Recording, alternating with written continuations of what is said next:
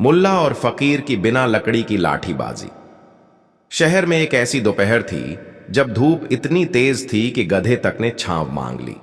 मुल्ला नसरुद्दीन अपनी पुरानी चारपाई पर बैठे, नथुने फुलाए, सोच में डूबे हुए थे। बगल में पड़ी टूटी हुई चाय की केतली से कभी कभी भाप नहीं, केवल यादें निकलती थीं। सामने की गली में दुकानदार अपने अपने तराजू ठीक कर रहे थे, लेकिन मुल्ला का तराजू आज कुछ और तौल रहा था।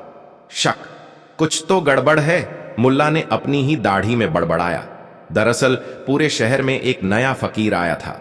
काला लबादा, नुकीली टोपी और आंखों में ऐसी चमक जैसे किसी ने दिए में मिर्ची डाल दी हो। वह फकीर बिना कुछ बोले हर रोज बाजार के बीचों बीच बैठ जाता, आंखें बंद करता और लोग उसे देखते ही सिक्के फेंकने लगते। कुछ तो जादू है इस आदमी में, चाय वाले रहीम ने कहा। मैंने तो देखा है, बिना मांगे ही लोग अपनी जेबें खाली कर देते हैं, कसाई इब्राहिम ने जोड़ा। मुल्ला को यह बात हजम नहीं हुई। भाई, बिना बोले पैसा मिलता है तो मैं भी कल से आंखें बंद कर लूंगी, उन्होंने कहा और सबको हंसी आ गई। मगर मुल्ला को हंसी कम और चिंता ज्यादा हो रही थी। अगली सुबह मुल्ला ने योजना बनाई। उन्होंने अपने पुराने पागल कुत्ते छोटू को नहलाया, उसे एक झोले में डाला और खुद चुपचाप फकीर के सामने जाकर बैठ गए। फकीर आंखें बंद करके बैठा था। सामने कटोरी में पहले से कुछ चांदी के सिक्के थे। मुल्ला ने अपनी अंटी से एक सिक्का निकाला और बड़े नाटकीय अंदाज में उस कटोरी में डाला, फिर बुदबुदाया, जय हो, और वहीं फकीर के बगल में अपनी आंखें मूंद लीं। लोगों की भीड़ जमा होने लगी। 2-3 लोगों ने फकीर की बजाय मुल्ला की कटोरी में सिक्के डाल दिए। फकीर की दाहिनी आंख फड़क उठी, पर चेहरा वहीं निर्विकार। मुल्ला बाबा, एक लड़का बोला, आप भी फकीर हो गए? नहीं बेटा, मैं आंखों के जरिए तौलता हूं तुम्हारे मन की बात, मुल्ला ने जवाब दिया। फकीर अब और बर्दाश्त नहीं कर पाया।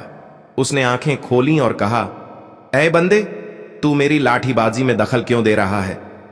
मुल्ला मुस्कुराए, कौन सी लाठी? तुम्हारे पास तो लाठी भी नहीं। लाठी दिल में होती है बेअक्ल, फकीर ने कहा। तो चलो फिर बिना लाठी की लाठीबाजी हो जाए। मुल्ला खड़ा हो गया। अब तो लोग हंसते हंसते पगला गए।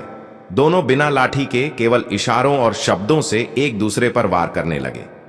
मैं तुझमें रूह तक देख सकता हूं, फकीर ने आंखें तरेरी। तो मेरी जेब में क्या है बता दो, मुल्ला ने चुटकी ली। तेरी जेब में खालीपन है। तो तू आंखें बंद करके सिक्के कैसे देखता है? मुल्ला ने पूछा। भीड़ हंसने लगी। अब फकीर थोड़ा परेशान दिखा। मैं ध्यान लगाता हूं, आकाश की ऊर्जा खींचता हूं, फकीर ने कहा। और मैं तुम्हारी जेब की ऊर्जा खींच लूंगा अगर जवाब नहीं दिया तो, मुल्ला ने कहा। फकीर भड़क गया। तू मुझे चुनौती दे रहा है?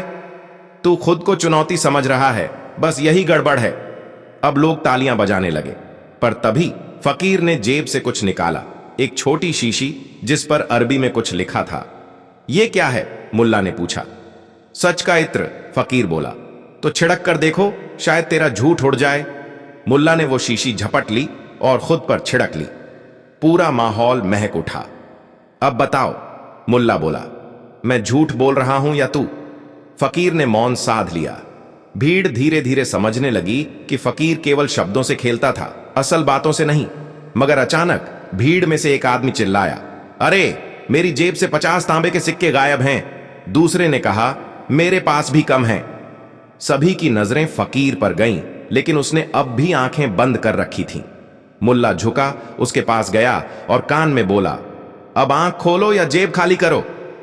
फकीर ने आंखें खोली, उठ खड़ा हुआ और बोला, संतुष्टि सबसे बड़ा धन है और जेब सबसे बड़ा बैंक, मुल्ला ने जवाब दिया। फकीर मुस्कुराया और चलते चलते बोला, खेल अभी बाकी है। मुल्ला उसकी चाल देख रहा था, धीमी मगर शातिर।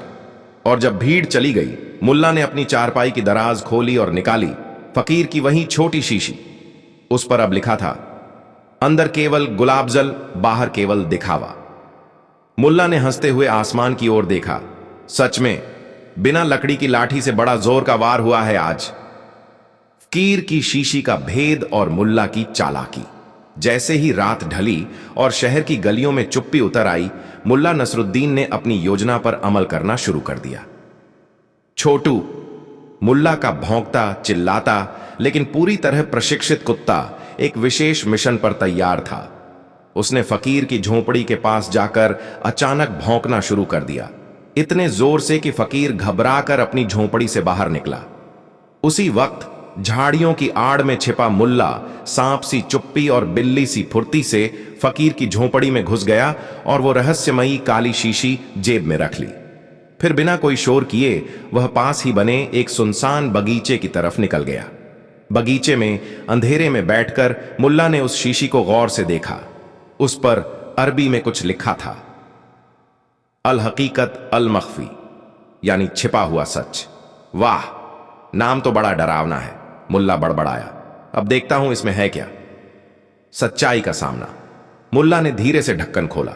अंदर से गुलाब जल जैसी खुशबू उठी, मगर इतनी साधारण कि शहर की मस्जिद में हर शुक्रवार को उससे ज्यादा असरदार इत्र छिड़का जाता था। लेकिन असली बात तब खुली जब शीशी को उलटते ही उसके नीचे एक कागज चिपका मिला। उसने उसे बाहर निकाला और पढ़ा, इस इत्र को जब तुम सूंघते हो खुद को महान मान लेते हो और लोग भी तुम्हारे साथ वैसा ही व्यवहार करने लगते हैं।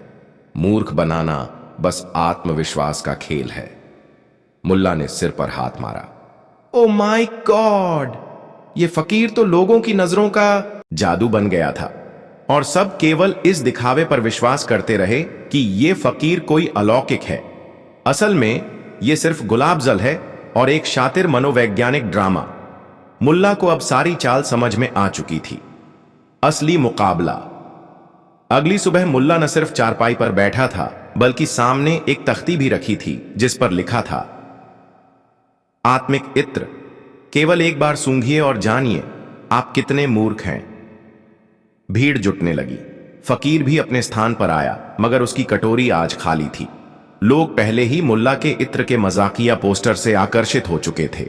फकीर ने जैसे ही अपनी पुरानी शीशी निकालने की कोशिश की, मुल्ला ने वह चिपका हुआ पर्चा ऊंचा उठाया और बोला, लो भाइयों, इस अलौकिक इत्र का रहस्य देख लो। ये सिर्फ गुलाब जल है और इसकी सबसे बड़ी ताकत है हमारी बेवकूफी। भीड़ में हलचल मच गई। कुछ लोगों ने सिर पर हाथ मारा। हम तो सच में इसकी आंखें बंद देखकर ही सिक्के डाल देते थे। फकीर का चेहरा सफेद पड़ गया।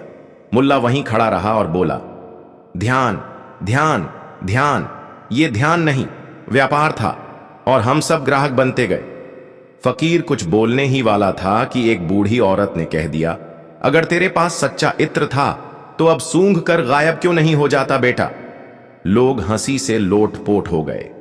फकीर ने धीरे से अपनी शीशी जमीन पर रखी, नजरें झुकाईं और बिना कुछ कहे वहां से चला गया। उसकी चाल में अब न रफ्तार थी न वह रहस्यमय शांति। अंतिम मोड़। मुल्ला ने फकीर की खाली कटोरी उठाई और उसमें एक सिक्का डाला। फिर बोला, इस कटोरी में मैं अब एक नया इत्र डालूंगा, सच का इत्र। इसे सूंघने से कोई जादू नहीं होगा, लेकिन शायद कोई अपनी अक्ल इस्तेमाल करने लगे। लोगों ने तालियां बजाईं। अगले दिन से बाजार में एक नई चर्चा शुरू हुई, मुल्ला की सच्ची कटोरी। और हर रोज वहां भीड़ लगने लगी।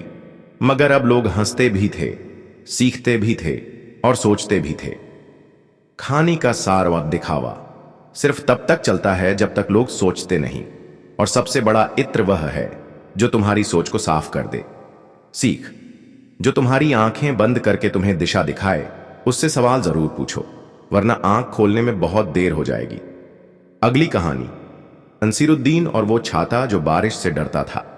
शहर के सबसे बेतुके मौसम में, जब आसमान बिना बादलों के बरसता था और बादल बिना आवाज के गरजते थे, वहीं नसीरुद्दीन एक बेहद खास चीज लेकर बाजार में उतरा, एक छाता।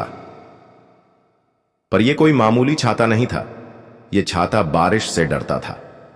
हां, सच कह रहा हूं। नसीरुद्दीन ने उस दिन चौक पर सबके सामने घोषणा की, यह छाता अगर बारिश देख ले तो कांपने लगता है, और अगर बारिश पड़ गई तो खुद को मोड़कर पोटली बन जाता है। लोग हंसने लगे। छाता भी डरेगा? एक व्यापारी बोला। और वो भी बारिश से? एक फेरी वाले ने तंज कसा। लगता है इस बार नसीरुद्दीन ने खजूर के पेड़ से टपकते हुए कुछ ज्यादा ही खा लिया है, किसी ने कहा। मगर नसीरुद्दीन गंभीर था। यह छाता मैंने बाजार से नहीं, तकदीर से पाया है, उसने कहा। अजीब छाते की पहली नुमाइश। अगले दिन बाजार में बादल घिर आए थे। लोग अपनी दुकानें समेटने लगे। नसीरुद्दीन बड़े आराम से अपने छाते को लेकर निकला। सभी की नजरें उसी पर टिकी थीं। अब देखना, किसी ने फुसफुसाया, अगर सच में यह छाता डरता है तो। मगर तभी बूंदें गिरने लगीं। छाता सीधा था, लेकिन जैसे ही पहली बूंद छूटी, वह धीरे धीरे खुद ब खुद मुड़ने लगा। देखा, नसीरुद्दीन चिल्लाया, यह फिर से डर गया, इसकी तो हड्डियां कांपने लगी हैं। छाता सच में मुड़ गया था, जैसे कोई बच्चा डरकर मम्मी की गोद में घुस जाए। लोगों की आंखें फटी की फटी रह गईं। छाते की खोज और असलियत का पहला इशारा। अब बात हर गली में फैल गई। नसीरुद्दीन का डरपोक छाता। कुछ लोग हंसते, कुछ हैरान होते और कुछ तो इसे जादू मानने लगे। कई ने दांव भी लगाए। एक साहूकार ने तो कहा, अगर यह छाता कल बारिश में सीधे खड़ा रहा तो मैं नसीरुद्दीन को 100 अशर्फियां दूंगा। नसीरुद्दीन मुस्कुराया, और अगर ना रहा तो तुम मुझे 100 दिन तक अपना खच्चर मुफ्त में चलाओगे। नसीरुद्दीन ने सौदा मंजूर कर लिया। नसीरुद्दीन की तैयारी। रात को वो अपने कमरे में बैठा छाते से बात कर रहा था। अबे कमबख्त, तूने तो मुझे मुश्किल में डाल दिया। कल अगर तू फिर से डर गया तो मुझे खच्चर बनना पड़ेगा। छाते ने कुछ नहीं कहा, क्योंकि वो तो छाता था, लेकिन नसीरुद्दीन की आंखों में चालाकी चमक रही थी। अगली सुबह उसने छाते के ऊपर एक खास किस्म का तेल मल दिया। ऐसा तेल जो भीगने पर गर्म हो जाता था और लोहे जैसी सख्ती ला देता था। अब अगर तू कांपा तो मैं तुझे स्टोव में जलाऊंगा, उसने धमकाया। दूसरा मुकाबला बाजार में बाजी। बारिश फिर शुरू हुई। भीड़ जमा हो गई। साहूकार सामने खड़ा था, सोने की अशर्फियों की थैली लहराता हुआ। नसीरुद्दीन ने धीरे से छाता खोला। पहली बूंद गिरी। छाता टस से मस नहीं हुआ। दूसरी बूंद, तीसरी बूंद। छाता चट्टान की तरह डटा रहा। लोग तालियां बजाने लगे। साहूकार भुनभुनाया, इसमें कुछ तो गड़बड़ है। कभी कभी डर भी तब भागता है जब समझदार साथ हो, नसीरुद्दीन ने मुस्कुराते हुए कहा। साजिश की बू और चालबाजों की चाल। अब नसीरुद्दीन का छाता शहर भर में मशहूर हो गया। लोग उसे देखने दूर दूर से आने लगे। मगर इसी बीच एक और व्यक्ति शहर में आया, गुलाम अली, जो खुद को छाता विशेषज्ञ कहता था। उसने नसीरुद्दीन से कहा, मैं इस छाते का रहस्य जानना चाहता हूं, मुझे इसे एक रात के लिए दे दो। नसीरुद्दीन चौकन्ना हो गया। तुम इसे सिर्फ छाता समझोगे, मैं इसे एक साथी मानता हूं, उसने जवाब दिया। गुलाम अली झुंझला गया। उस रात उसने चोरी से छाता चुराने की कोशिश की, लेकिन जैसे ही छाता उठाया, वो उसकी आंखों में धूल फेंक कर एक कोने में फटाफट समा गया। यह क्या था? गुलाम अली चिल्लाया, और तभी नसीरुद्दीन बाहर आया। क्यों जनाब, यह छाता नहीं, मेरी चालाकी है, और चालाकी को कोई चुरा नहीं सकता। छाते की सच्चाई धीरे धीरे खुलती है। कुछ दिनों बाद एक पंडित शहर में आया। उसके पास एक पुरानी किताब थी, छाया मंत्र विद्या। उसमें एक अध्याय था, डरपोक वस्तुओं की आत्मा। उसमें लिखा था कि कुछ वस्तुएं जो बरसों तक इस्तेमाल ना हो, उनमें इंसानों की फालतू सोच समा जाती है और वो अजीब व्यवहार करने लगती हैं। पंडित ने छाता देखकर कहा, यह वो ही है। इस छाते में किसी डरपोक आदमी की आत्मा का असर है, तभी ये बारिश से डरता है। मुल्ला ने हंसते हुए जवाब दिया, तो इसका इलाज क्या है? छाता को मनोचिकित्सक के पास भेजें। पंडित चुप हो गया। एक रहस्यमयी रात और असली मोड़। एक रात जब नसीरुद्दीन अकेला घर पर था, तब छाता अपने आप खुल गया। पलंग के पास रखे दिए की लौ कांपने लगी। छाते से एक धीमी आवाज आई, तू क्यों मेरा मजाक बनाता है? नसीरुद्दीन का दिल धक से रह गया। तू बोल सकता है? नहीं, तू सोचता ज्यादा है, और कभी कभी चीजें तुम्हारी सोच के आगे झुक जाती हैं। तू जो कहता गया, मैं वैसा बनता गया। नसीरुद्दीन खामोश हो गया। तो अब क्या करूं? उसने पूछा। बस एक बार मुझे बारिश में अकेला छोड़ दे, मुझे खुद को समझने की जरूरत है। फैसला और विदाई। अगले दिन नसीरुद्दीन छाते को लेकर शहर से बाहर गया, एक सुनसान मैदान में जहां बादल उमड़ते थे। वहां उसने छाता खोल दिया और चुपचाप पेड़ के नीचे बैठ गया। बारिश आई, छाता थरथराया, लेकिन फिर धीरे धीरे वह सीधा खड़ा हो गया। बारिश उसकी चमड़ी से टकराई, वह कांपा नहीं। एक बिजली कड़की, और छाता अचानक हवा में लहराकर जमीन पर गिर पड़ा। नसीरुद्दीन दौड़ा। छाता अब शांत था। उसकी पकड़ अब पहले जैसी न थी, लेकिन उसकी आंखें जो अब नसीरुद्दीन को दिख रही थीं, साहसी लग रही थीं। उसने धीरे से छाता उठाया। अब डर कैसा? उसने पूछा। छाता नहीं बोला। शायद उसकी जुबान अब इंसानों से बड़ी हो चुकी थी। छाता जो बादलों से बात करने लगा। उस दिन के बाद नसीरुद्दीन के छाते में अजीब सा बदलाव आ गया था। पहले वह बारिश से डरता था, फिर उसने उसे स्वीकार किया, और अब वह बारिश को रोकने लगा था। शहर के लोग हैरान थे। जब भी नसीरुद्दीन अपना छाता लेकर निकलता, बादल आकर रुक जाते। बूंदें हवा में तैरती रहतीं, पर जमीन तक पहुंचती नहीं थीं।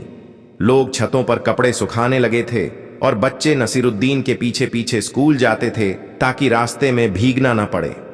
मुल्ला का छाता बादलों को धमकी देता है। नहीं नहीं, वो उनसे दोस्ती कर चुका है।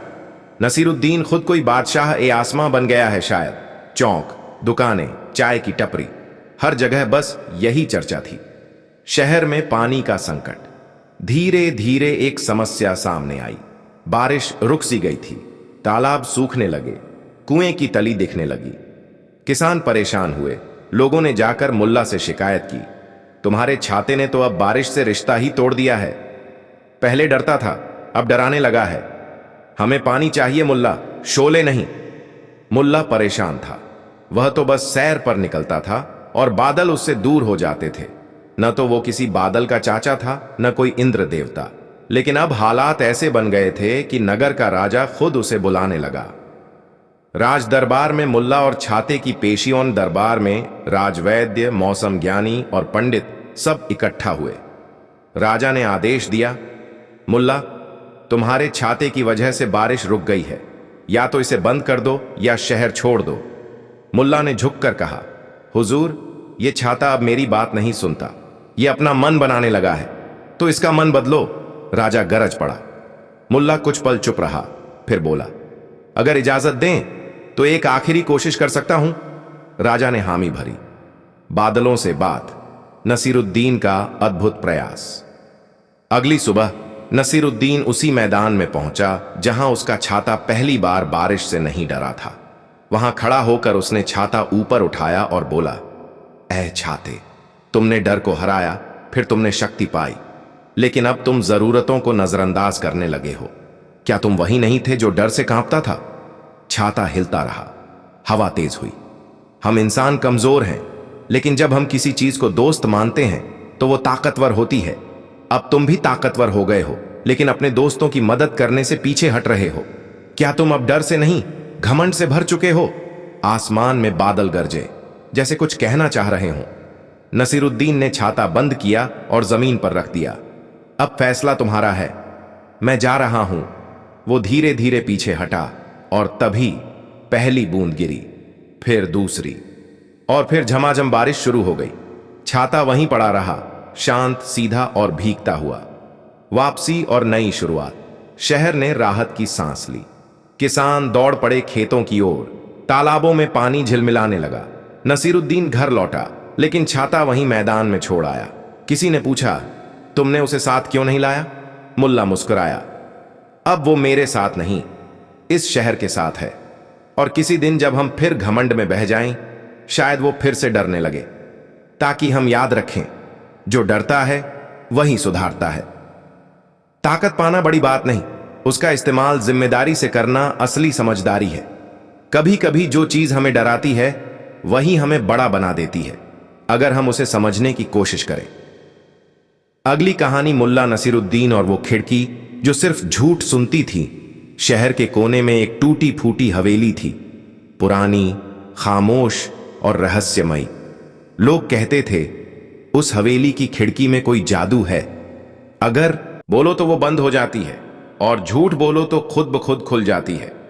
पहले तो यह बात लोगों के मनोरंजन का हिस्सा थी, लेकिन फिर धीरे धीरे इसमें अजीबोगरीब घटनाएं जुड़ने लगीं। एक बार एक व्यापारी ने कहा कि उसने 200 ऊंट बेचे, खिड़की खुल गई। फिर उसने कहा कि सिर्फ 20 बेचे, खिड़की बंद हो गई। तब से लोगों ने इसे झूठ सुनने वाली खिड़की कहना शुरू कर दिया। कहानी वहीं से शुरू होती है। मुल्ला की चाय और खिड़की की पहली मुलाकात मुल्ला नसीरुद्दीन को इन बातों पर कभी यकीन नहीं था। अरे भाई, खिड़की कोई दादी नानी की कहानी थोड़ी है जो झूठ सच में फर्क करेगी, कहकर वो जोर से हंसा। लेकिन उस दिन बाजार में चाय की दुकान पर बैठे बैठे एक फकीर ने कहा, नसीरुद्दीन, तू अपनी अक्ल से बड़ा है लेकिन उस खिड़की से बड़ा नहीं। जा, सच और झूठ का फर्क करवा आ उससे। मुल्ला ने चाय का प्याला रखा, सर झटकते हुए उठ खड़ा हुआ। मैं बताता हूं उस खिड़की को कि खिड़की होने का मतलब क्या होता है। पहली परीक्षा, झूठ और खिड़की का खेल। मुल्ला ने खिड़की के सामने जाकर कहा, मैंने कल रात चांद चुरा लिया था और उसे तकिए के नीचे रखकर सोया था। खिड़की छटाक से खुल गई। लोग हंस पड़े। मुल्ला मुस्कुराया, अच्छा, अब सुन, मैंने आज तक किसी से झूठ नहीं बोला। खिड़की झट से बंद हो गई। भीड़ चौंक गई। ओहो, मतलब ये बात सच है? बिल्कुल, मुल्ला ने अपनी पगड़ी संभालते हुए कहा। मैं जो झूठ बोलता हूं वो भी ऐसा होता है कि खुद को सच मान ले। लोगों की हंसी छूट गई। हवेली के रहस्य की परतें कुछ दिन बाद नगर में अजीब खबरें फैलने लगीं। हर रात उस हवेली की खिड़की अपने आप खुलती थी, लेकिन सुबह फिर बंद मिलती थी। कोई कहता कोई आत्मा है, कोई कहता यह पुरानी किसी चालाकी का खेल है। मुल्ला को मौका मिल गया। अगर कोई आत्मा है तो वो मुझे पहचान लेगी, उसने कहा, क्योंकि मैं भी दिन में इंसान और रात को ख्वाब बन जाता हूं। लोगों ने मुल्ला को रात वहीं पहरा देने भेजा। वो गया, पगड़ी को तकिए की तरह रखा और खिड़की के सामने लेट गया। आधी रात को खिड़की ने खुद ब खुद कर्र से खुलने की आवाज की। मुल्ला चौंका नहीं। वह धीरे से उठा, खिड़की की तरफ देखा और बोला, क्या तुम्हें झूठ पसंद है? खिड़की हिली। क्या तुम्हें डर लगता है? खिड़की बंद हो गई। मुल्ला की आंखों में चमक आ गई। ओहो, इस खिड़की को झूठ पसंद है लेकिन डर नहीं। अब खेल शुरू हुआ। झूठों की कतार। अगली सुबह मुल्ला ने ऐलान कर दिया, अब यह खिड़की नहीं, नगर की अदालत बनेगी। जो भी खुद को निर्दोष साबित करना चाहता है आकर खिड़की के सामने बोले। शहर में कोहराम मच गया। चोर, व्यापारी, प्रेमी, साहूकार सब आने लगे। मैंने अपने नौकर का हक नहीं मारा। खिड़की खुली। मैंने अपने पति की तिजोरी नहीं चुराई। खिड़की खुली। मैंने कर नहीं चुराया। खिड़की खुली। हर कोई झूठ बोलता और खिड़की खुलती। मुल्ला मुस्कुराया, वाह, ये खिड़की तो सारे शहर का सीक्रेट खोल रही है। एक रहस्यमय औरत की एंट्री। उसी भीड़ में एक घूंघट वाली औरत आई। उसने धीरे से कहा, मैं निर्दोष हूं, मैंने कुछ नहीं किया। खिड़की हिली नहीं। लोग हैरान हुए। मुल्ला ने गौर से देखा। खिड़की तो खुलती भी नहीं और बंद भी नहीं। ये कैसा फैसला है? औरत की आंखें डबडबा गईं। क्या आपने झूठ नहीं बोला? मुल्ला ने पूछा। शायद बोला, लेकिन मेरी मजबूरी थी। खिड़की आधी खुल गई। मुल्ला ने आंखें तरेरी। अबे ये खिड़की क्या इमोशनल भी हो गई है? लोगों ने देखा, खिड़की थोड़ी थोड़ी खुल रही थी, मानो सोच रही हो। मुल्ला का शक और झूठ का पर्दाफाश। उसी रात मुल्ला दोबारा हवेली में गया। इस बार वो खिड़की के पीछे की दीवार पर दस्तक देने लगा। अचानक उसे एक हल्की सी आवाज सुनाई दी, जैसे कोई रस्सी खींची जा रही हो। उसने दीवार को खुरचा और जो देखा वह हैरान कर देने वाला था। पीछे एक तंग सुरंग थी और एक पुराना आदमी वहां बैठा था, जिसके हाथ में लीवर था। तू कौन? मुल्ला चीखा। मैं वो हूं जो लोगों का झूठ खोलता है। उनकी आवाज सुनकर फैसला करता हूं। मुल्ला समझ गया, यह सब खेल था। वह शहर लौटा और कुछ नहीं कहा, बस खिड़की के पास खड़ा होकर बोला, अगर इस खिड़की के पीछे कोई झूठ नहीं है तो खिड़की की वो आवाज धीमी, कांपती हुई थी, मगर साफा, जैसे सदियों की चुप्पी के बाद किसी ने सचमुच बोलना शुरू किया हो। मैं भी इंसान हुआ करती थी। मुल्ला नसीरुद्दीन, जो हजारों बातें हंसकर टाल देता था, उस पल चुप हो गया। चारों ओर सन्नाटा। हवेली की दीवारें सांस लेने लगीं। बाहर के लोग अभी अपने अपने घरों में थे, लेकिन अंदर उस टूटी फूटी खिड़की के पीछे कोई भूत नहीं, बल्कि एक भूला हुआ अतीत था जो खुद अपनी गवाही देने को तैयार खड़ा था। खिड़की का सच, मैं इस हवेली की बेटी थी, आवाज आई। मुल्ला ने पूछा, तो तुम इंसान से खिड़की कैसे बनी? मेरे पिता नगर के मशहूर न्यायाधीश थे। वो कहते थे, झूठ सबसे बड़ा अपराध है और सच सबसे बड़ी सजा। उन्होंने एक खुफिया अदालत बनाई थी इस हवेली में, जहां झूठ पकड़ने के लिए एक यंत्र बनाया गया था। मैं उनके काम में हाथ बटाती थी। तो तुम मशीन बन गई? नहीं, वो बोली, मैंने एक गुनाह किया था। मैंने झूठ के बदले एक निर्दोष को दोषी ठहराने में चुप्पी साध ली थी, क्योंकि वो मेरा प्रेमी था और मैंने उसे बचाने की कोशिश की। लेकिन हुआ उल्टा, मुल्ला ने धीरे से कहा। हां, उसकी आवाज कांपने लगी। मेरे पिता ने जब मेरी भूमिका देखी तो मुझे श्राप दिया, अब तू ही वो खिड़की बन जा जो झूठ पहचानती है पर खुद कभी सच नहीं बोल सकती। मुल्ला कुछ देर शांत खड़ा रहा। उसके चेहरे पर मुस्कान की जगह गंभीरता थी जो कम ही दिखती थी। तब तो मुल्ला ने गहरी सांस ली।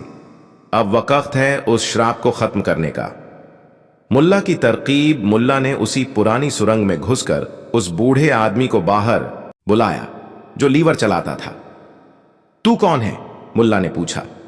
मैं न्यायाधीश का पुराना नौकर हूं। जब हवेली वीरान हो गई, मैंने इस यंत्र को समझ लिया और खुद इसका फैसला करने लगा। और तूने इसका फायदा उठाया? मुल्ला ने तरेर कर देखा। मैंने कुछ नहीं चुराया, बस झूठ सुनना अच्छा लगने लगा। मुल्ला ने इधर उधर देखा और खिड़की की ओर मुखातिब हुआ। अब न्याय तुझे खुद करना होगा।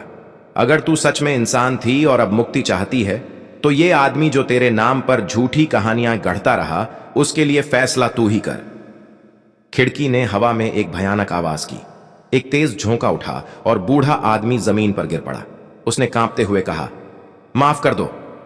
मुल्ला ने उसे उठाया और खिड़की की ओर देखा। तू अब क्या चाहती है? खिड़की से बस एक आखिरी शब्द निकला, मुक्ति। फिर पूरी हवेली में एक तेज गूंज हुई। दीवारें हिलीं, छतरी गिरने लगी और खिड़की धीरे धीरे झुकने लगी। मुल्ला ने देखा, खिड़की का फ्रेम धूल में बदल रहा था और अंततः खिड़की गायब हो गई, मानो कभी थी ही नहीं। शहर का बदला हुआ चेहरा। अगले दिन शहर के लोग हैरान थे। हवेली की दीवार अब सपाट थी, खिड़की का कोई नामो निशान नहीं। सब पूछते रहे, क्या हुआ? मुल्ला ने मुस्कुराकर कहा, झूठ सुनने वाली खिड़की ने आज आखिर सच बोल दिया। और जब कोई झूठ पर जीत पा ले तो वो हमेशा के लिए खामोश हो जाता है। लोगों ने सिर झुका लिया। नगर के राजा ने उसी जगह पर एक पट्टिका लगवाई। जहां झूठ सुना जाता था, वहां अब सच दफन है। मुल्ला का अंतिम कटाक्ष एक बच्चा बोला, मुल्ला, अगर सच बोलने से इंसान खिड़की बन जाए तो मैं तो अब कुछ भी नहीं बोलूंगा। मुल्ला हंस पड़ा, नादान, सच बोलने वाला कभी खिड़की नहीं बनता, वो तो दरवाजा खोलता है आगे बढ़ने का। सीख, झूठ चाहे जितना भी शोर मचाए, उसकी उम्र बहुत छोटी होती है, लेकिन सच वो खामोश रहता है और वक्त आने पर खुद बोलता है। सबसे बड़ी बहादुरी है सच का साथ देना जब पूरा जहां झूठ के पीछे भाग रहा हो। अगली अनखानी का शीर्षक, मुल्ला नसीरुद्दीन और वो घंटी जो सिर्फ चालाकों के लिए बजती थी। नगर बख्त शाह एक बार फिर चटक धूप और अफवाहों से तप रहा था। गर्मी से लोग वैसे ही परेशान थे और ऊपर से शहर में एक नई बात ने सबका ध्यान खींचा था। नगर के बीचों बीच पुराने तालाब के पास एक विशाल पत्थर का खंभा खड़ा किया गया था। उसके ऊपर एक चमचमाती पीतल की घंटी लगी थी और नीचे एक तख्ती टंगी थी। जो खुद को सबसे चालाक समझे आए और घंटी बजाए, लेकिन अगर घंटी न बजी तो उसे नगर से बाहर निकाल दिया जाएगा। लोग उस खंभे को देखते, पढ़ते, फिर हंसकर आगे बढ़ जाते। कुछ शेख चिल्ली टाइप युवकों ने कोशिश की, लेकिन घंटी टस से मस नहीं हुई। एक ने डोरी इतनी जोर से खींची कि खुद मुंह के बल गिर पड़ा, लेकिन घंटी मौन रही। इस नई चुनौती की खबर जब मुल्ला नसीरुद्दीन तक पहुंची तो वो उस समय अपनी छत पर कपड़े सुखा रहे थे। एक पड़ोसी ने चिढ़ाते हुए कहा, मुल्ला साहब, आप तो खुद को अक्लमंदों का बाप कहते हैं, क्यों ना एक बार आप भी घंटी खींच आई? मुल्ला मुस्कुराए, कपड़ा झटका और बोले, भाई, मैं ऐसा शख्स हूं जो बारिश से पहले छाता खोलता है, लेकिन सूखने के बाद कपड़े खुद ही बदल देता हूं। इस बार न केवल घंटी बजाऊंगा, बल्कि ऐसा बजाऊंगा कि नगर वाले तालियों से झनझना उठेंगे। पहला अध्याय, घंटी की रहस्यमयी खामोशी। अगले दिन मुल्ला बड़े ठाठ से नगर चौराहे पहुंचे। सिर पर हरे रंग की नई पगड़ी, हाथ में चमकता छाता और कमर पर एक छोटी पोटली। लोगों ने उन्हें आते देखा और भीड़ लग गई। मुल्ला आए हैं, घंटी अब बजी, समझो। मुल्ला ने खंभे को गौर से देखा डोरी को सूंघा, फिर खंभे को थपथपाया और बोले, बुजुर्ग लगते हो, कईयों की बुद्धि नाप ली होगी। फिर उन्होंने डोरी को पकड़ा, आंखें बंद की और छोड़ दी। घंटी नहीं बजी। भीड़ में हंसी गूंज उठी। एक लड़का बोला, लगता है मुल्ला भी बाहर जाएंगे। मुल्ला ने कहा, अभी खेल शुरू हुआ है बच्चा। दूसरा अध्याय, चालाकी की पहली परत। मुल्ला अगली सुबह फिर आए। इस बार हाथ में बांसुरी थी। वो खंभे के पास बैठ गए और बांसुरी बजाने लगे। मधुर सुर हवा में फैल गया। लोग एकत्र हुए। मुल्ला क्या कर रहे हैं? घंटी नहीं बजा पाए तो अब संगीत बजा रहे हैं। मुल्ला मुस्कुराए, बांसुरी रखी, खंभे के चारों ओर घूमे और फुसफुसाए, घंटी, मैं जानता हूं तू सिर्फ उस इंसान की बात सुनती है जो दिखावे से दूर हो। मैं नहीं चिल्लाऊंगा, ना ही खींचूंगा। मैं बस तुझे बताने आया हूं कि तेरा खेल समझ गया हूं। वो डोरी को बहुत हल्के से छूते ही छोड़ देते हैं। घंटी बज उठती है। टन टन टन। लोग चौंक जाते हैं। कोई समझ नहीं पाता कि यह हुआ कैसे। तीसरा अध्याय, मंत्री की जलन। नगर के प्रधानमंत्री जाफर अली खां इस दृश्य को देख रहे थे। उनके अंदर जलन की आग सुलगने लगी। ये मुल्ला कहां से आ गया? मेरी प्रतिष्ठा खतरे में डाल दी इसने। उन्होंने नगर के कोतवाल को बुलाया। मुल्ला की चालाकी से पर्दा उठाना होगा। वो घंटी नहीं, कोई जादू है। लेकिन हुजूर, उसने तो सिर्फ डोरी छुई थी। तो यही तो बात है, पता लगाओ इसके पीछे क्या है, वरना तुम्हारी भी डोरी खींच दूंगा। कोतवाल घबराया और रात में चुपके से तालाब के पास गया। चौथा अध्याय, घंटे की असली सच्चाई। कोतवाल ने देखा कि खंभे के भीतर एक संकरी सुराख है जो एक रस्सी के भीतर जाकर किसी और यंत्र से जुड़ती है। नीचे कुछ मशीनी पुर्जे भी हैं। लग रहा था जैसे घंटी खींचने से पहले कोई खास तरंग या दबाव देना होता है। वो सुबह दरबार में जाकर बोला, हुजूर, ये घंटी विज्ञान से चलती है। इसमें एक कंपन यंत्र है जो हल्की मगर विशेष गति से छूने पर ही काम करता है। मंत्री बोले, इसका मतलब? मुल्ला को यह कैसे पता? कोतवाल बोला, बस यही नहीं समझ आया। मंत्री ने आदेश दिया, मुल्ला को पकड़ो और पूछो वो जानता कैसे है।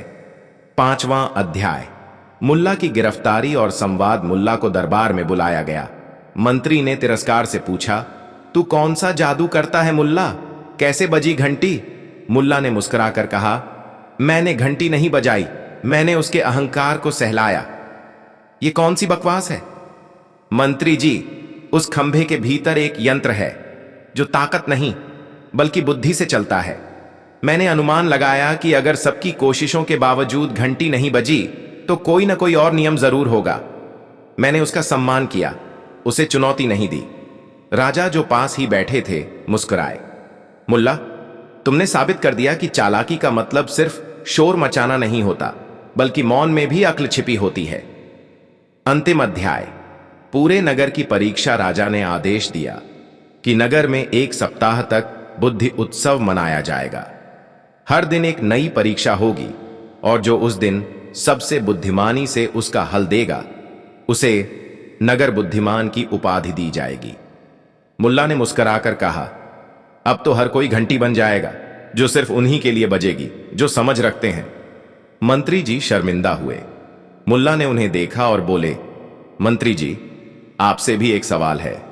अगर सब लोग चिल्लाते रहें और कोई समझदार चुपचाप हल निकाल ले तो क्या वो पागल कहलाएगा या बुद्धिमान? मंत्री ने गर्दन झुका ली। राजा ने कहा, मुल्ला को नगर नायक घोषित किया जाए। लोगों ने तालियां बजाईं। घंटी फिर एक बार खुद ब खुद बजी, जैसे वो भी इस बार सच्चे सम्मान से गूंज रही हो। सीख, सच्ची चालाकी वो नहीं जो सबसे ऊंचा बोले, बल्कि वो है जो सबसे गहरी बात चुपचाप समझ जाए। कभी कभी दुनिया की सबसे जटिल समस्याओं का हल ताकत में नहीं बल्कि समझदारी की एक हल्की सी छुअन में छिपा होता है। अगली कहानी, मुल्ला नसीरुद्दीन और वो नकली दर्पण जो सच दिखाता था। नगर में ऐसी ऐसी चीजें घटती थीं जो किसी की समझ से परे थीं। लेकिन जब मुल्ला नसीरुद्दीन ने अपने नाम की तिकड़म से एक बार फिर सबको चौंका दिया, तब पूरा नगर उस घटना को भूल नहीं पाया। यह कहानी शुरू होती है एक पुराने बाजार से, जहां एक बूढ़ा तांत्रिक एक खास दर्पण लेकर आया था। उसने घोषणा की, यह दर्पण नहीं, एक जादुई दर्पण है जो इंसान के दिल का सच दिखाता है। लोगों ने दर्पण के चारों ओर हुजूम लगा दिया, कुछ डरते, कुछ उत्सुक। दर्पण की सतह धुंधली थी, लेकिन जैसे ही कोई उसमें देखता, उसे अपने मन की छुपी बातें साफ दिख जाती। नगर के अमीर लोग तो इस दर्पण को खरीदने के लिए लड़ पड़े, लेकिन बूढ़े तांत्रिक ने कहा, यह दर्पण केवल उस इंसान के लिए है जो अपने दिल का सच झूठा लाने से डरता नहीं। मुल्ला नसीरुद्दीन ने यह खबर सुनी तो वो हंस पड़े। उन्होंने सोचा, ऐसे दर्पण मेरे जैसे लोगों के लिए ही बने हैं जो नाक के नीचे सच छिपा सकते हैं। मुल्ला ने तांत्रिक से दर्पण उधार मांगा। तांत्रिक ने ठोकर दिखाई। तुम सचमुच अपनी आत्मा के सामने खड़े हो सकते हो? मुल्ला ने कहा, मैं तो हर रोज अपनी आत्मा से बातें करता हूं, पर कभी उससे झूठ नहीं बोला। तांत्रिक ने दर्पण मुल्ला को दिया और कहा, देखो तो सच क्या है। मुल्ला ने दर्पण में देखा। वो खुद की शक्ल देख रहे थे, पर कुछ अलग था। उनके चेहरे पर एक हल्की मुस्कान थी जो असली नहीं लग रही थी। दर्पण में उनकी आंखें चमक रही थीं, लेकिन भीतर एक सवाल था, क्या मैं सचमुच वह इंसान हूं जो मैं सोचता हूं? मुल्ला ने दर्पण नीचे रखा और बोला, यह दर्पण नहीं, आईना है। जो सच दिखाता है उसे स्वीकार करने का दिल चाहिए। नगर के लोग भी मुल्ला के पास आने लगे। हर कोई दर्पण में अपना सच देखना चाहता था। कुछ डर गए, कुछ झूठ बोलने लगे, तो दर्पण उनके चेहरे पर झूठी परतें दिखाने लगा। एक दिन मुल्ला ने सोचा, मैं इस दर्पण से खेलकर लोगों को असली सच दिखाता हूं। उन्होंने दर्पण को छुपाकर एक बड़ा जश्न रखा, सारे नगर को बुलाया। दर्पण के सामने खड़े होने वालों को मुल्ला ने कहा, जो अपना सच स्वीकार करेगा उसके लिए यह दर्पण सच दिखाएगा। जो झूठ बोलेगा उसका असली चेहरा सबके सामने आ जाएगा। जश्न में हंसी ठिठोली, मस्ती और मजाक चल रही थी, लेकिन दर्पण की खामोशी एक डर थी। अचानक नगर के एक धनी व्यापारी ने दर्पण के सामने झूठ बोला। दर्पण में उसकी शक्ल के साथ एक भयंकर भंवर और धुंध उभर आई। लोग दंग रह गए। व्यापारी लाल हो गया। उसने दर्पण तोड़ने की कोशिश की, पर दर्पण ने अपनी चमक से पूरा मंडप रोशन कर दिया। मुल्ला ने मुस्कुराकर कहा, देखो, झूठ की आड़ में छुपा सच कितना बड़ा होता है। नगर के लोग झुक गए। सबने सीखा कि सच से भागना आसान होता है, पर उसका सामना ही असली बहादुरी है। सीख सच को छुपाना मुश्किल है, क्योंकि एक दिन वह खुद ही सामने आ जाता है। नकली दर्पण नहीं, हमारी हिम्मत ही हमें हमारा असली चेहरा दिखाती है। झूठ चाहे कितना भी बड़ा क्यों ना हो, सच की चमक उसे हमेशा मात देती है। अगली कहानी का शीर्षक, मुल्ला नसीरुद्दीन और चतुर शेर का खेल। नगर बख्तशाह में गर्मियों की तपती धूप थी। बाजार की गलियां सुनसान, दुकानदार चिल्ला चिल्ला कर मोल भाव कर रहे थे और बच्चे नाले में खेल रहे थे। हर तरफ हलचल के बीच एक नया अफसाना जन्म लेने वाला था, मुल्ला नसीरुद्दीन और उसका अगला कारनामा। पहला अध्याय, शेर का अचानक आगमन। एक दिन नगर के बाहर अचानक एक बड़ा भयंकर शेर आ गया। खबर पूरे नगर में आग की तरह फैल गई। लोग डर गए। दुकानदार अपनी दुकानें बंद करने लगे और बच्चे अपने घरों में छुप गए। शेर के दहाड़ने की आवाज दूर दूर तक सुनाई दे रही थी। नगर के मुखिया ने बड़ी बैठक बुलाई। हर कोई सलाह देने लगा कि इस शेर को कैसे भगाया जाए। मुखिया बोला, शेर को पकड़ना तो मुश्किल है, पर हमें इसे नगर से दूर भेजना होगा। मैं उसे शेर फूदी से मना कर दूंगा, एक बुजुर्ग बोला। नहीं, हमें कोई चालाक योजना बनानी होगी, दूसरे ने कहा। यहां तक कि मंत्री जी ने प्रस्ताव रखा कि एक बड़ा शिकारी बुलाया जाए, लेकिन मुल्ला नसीरुद्दीन ने सोचा कि वह ही इस शेर से निपटेगा, उसकी अपनी चालाकी से। दूसरा अध्याय, मुल्ला की योजना। मुल्ला नसीरुद्दीन ने अपने घर पर जाकर एक बड़ा जाल बनाया। जाल इतना बड़ा था कि शेर भी फंस जाए। जाल के बीच में उन्होंने मीठा मांस रखा और चारों ओर फूलों की खुशबू फैलाने वाले तेल का छिड़काव किया। उन्होंने सोचा, शेर तो भयानक है, लेकिन हर शिकारी की कमजोरी होती है, भूख। और अगर भूख लगी तो वो मेरी चालाकी की दावत पर आ जाएगा। मुल्ला ने अपने दोस्तों को बताया, आज शेर को मैं अपनी बुद्धि से पकड़ूंगा। कोई गोली नहीं, कोई भाला नहीं, बस दिमाग की ताकत। तीसरा अध्याय, शेर की फंसी चाल। दूसरे दिन सुबह शेर धीरे धीरे जाल के पास आया।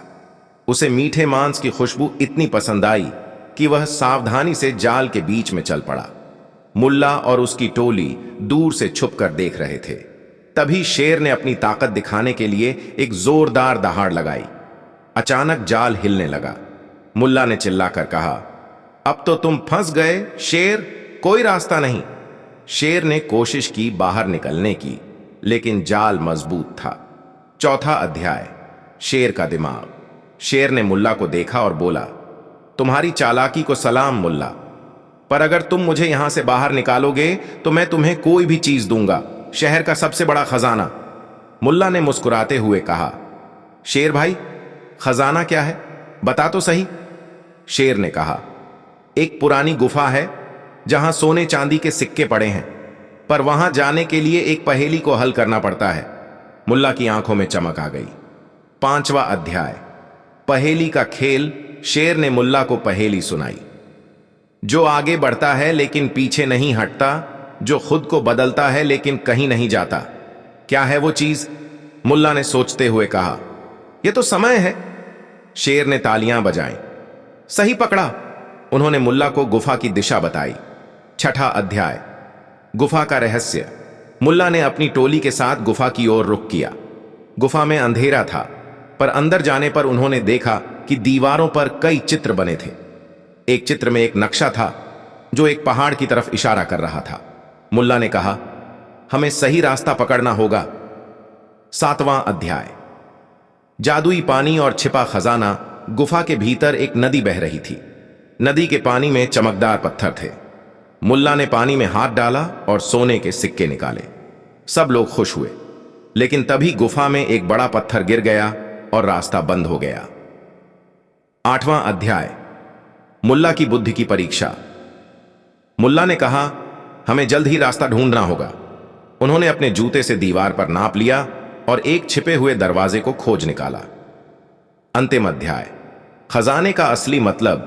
खजाने के पास एक पुरानी किताब मिली जिसमें लिखा था, सच्चाई, समझदारी और दोस्ती, यही सबसे बड़ा खजाना है। मुल्ला ने सबको समझाया कि असली खजाना यह गुण है, न कि सोना चांदी। सीख, सच्ची दौलत वो है जो दिल को खुश करे, न कि बस आंखों को चमकाए। बुद्धि और दोस्ती से बड़ा खजाना कोई नहीं। शहर में एक ऐसी दोपहर थी जब धूप इतनी तेज थी कि गधे तक ने छांव मांग ली। मुल्ला नसरुद्दीन अपनी पुरानी चारपाई पर बैठे, नथुने फुलाए, सोच में डूबे हुए थे। बगल में पड़ी टूटी हुई चाय की केतली से कभी कभी भाप नहीं, केवल यादें निकलती थीं। सामने की गली में दुकानदार अपने अपने तराजू ठीक कर रहे थे, लेकिन मुल्ला का तराजू आज कुछ और तौल रहा था। शक, कुछ तो गड़बड़ है, मुल्ला ने अपनी ही दाढ़ी में बड़बड़ाया। दरअसल पूरे शहर में एक नया फकीर आया था। काला लबादा, नुकीली टोपी और आंखों में ऐसी चमक जैसे किसी ने दिए में मिर्ची डाल दी हो। वह फकीर बिना कुछ बोले हर रोज बाजार के बीचों बीच बैठ जाता, आंखें बंद करता और लोग उसे देखते ही सिक्के फेंकने लगते। कुछ तो जादू है इस आदमी में, चाय वाले रहीम ने कहा। मैंने तो देखा है, बिना मांगे ही लोग अपनी जेबें खाली कर देते हैं, कसाई इब्राहिम ने जोड़ा। मुल्ला को यह बात हजम नहीं हुई। भाई, बिना बोले पैसा मिलता है तो मैं भी कल से आंखें बंद कर लूंगी, उन्होंने कहा और सबको हंसी आ गई। मगर मुल्ला को हंसी कम और चिंता ज्यादा हो रही थी। अगली सुबह मुल्ला ने योजना बनाई। उन्होंने अपने पुराने पागल कुत्ते छोटू को नहलाया, उसे एक झोले में डाला और खुद चुपचाप फकीर के सामने जाकर बैठ गए। फकीर आंखें बंद करके बैठा था। सामने कटोरी में पहले से कुछ चांदी के सिक्के थे। मुल्ला ने अपनी अंटी से एक सिक्का निकाला और बड़े नाटकीय अंदाज में उस कटोरी में डाला, फिर बुदबुदाया, जय हो, और वहीं फकीर के बगल में अपनी आंखें मूंद लीं। लोगों की भीड़ जमा होने लगी। 2-3 लोगों ने फकीर की बजाय मुल्ला की कटोरी में सिक्के डाल दिए। फकीर की दाहिनी आंख फड़क उठी, पर चेहरा वहीं निर्विकार। मुल्ला बाबा, एक लड़का बोला, आप भी फकीर हो गए? नहीं बेटा, मैं आंखों के जरिए तौलता हूं तुम्हारे मन की बात, मुल्ला ने जवाब दिया। फकीर अब और बर्दाश्त नहीं कर पाया। उसने आंखें खोलीं और कहा, ऐ बंदे, तू मेरी लाठीबाजी में दखल क्यों दे रहा है? मुल्ला मुस्कुराए, कौन सी लाठी? तुम्हारे पास तो लाठी भी नहीं। लाठी दिल में होती है बेअक्ल, फकीर ने कहा। तो चलो फिर बिना लाठी की लाठीबाजी हो जाए। मुल्ला खड़ा हो गया।